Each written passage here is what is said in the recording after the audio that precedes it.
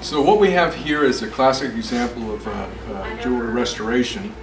This ring came to us from a major insurance company. They asked us what we needed to do to make it correct again.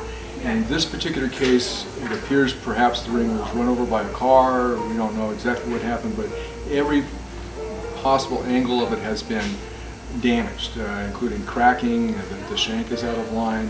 We have broken diamonds. We've got prongs that are shot.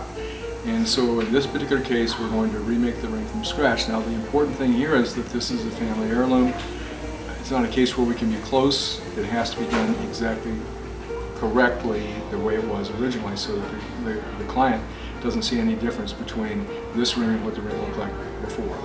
What's going to happen in this particular case, every single diamond will be removed from the setting and measured, evaluated to make sure there was no damage to it. Then we'll be measuring the thickness of all the prongs, the space between the prongs.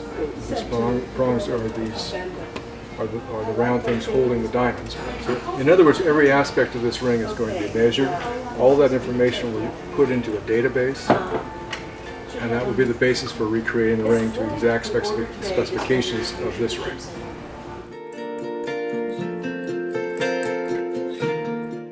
So after the CAD file was created and the wax was milled, this went through the casting process, and this is the raw casting that's come out. This has now been converted from wax to 14 karat white gold, and it's all ready for setting. So all these are the individual heads.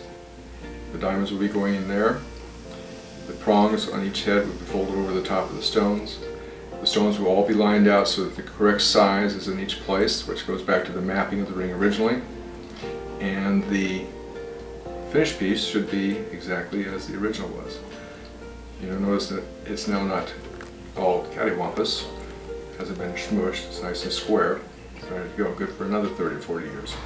So if you notice in this raw casting, there's some excess metal that is showing.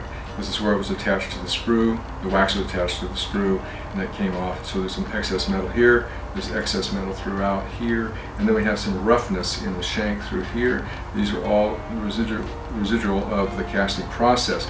All of this will come out in the filing and the polishing process. So we'll have nice and bright white metal.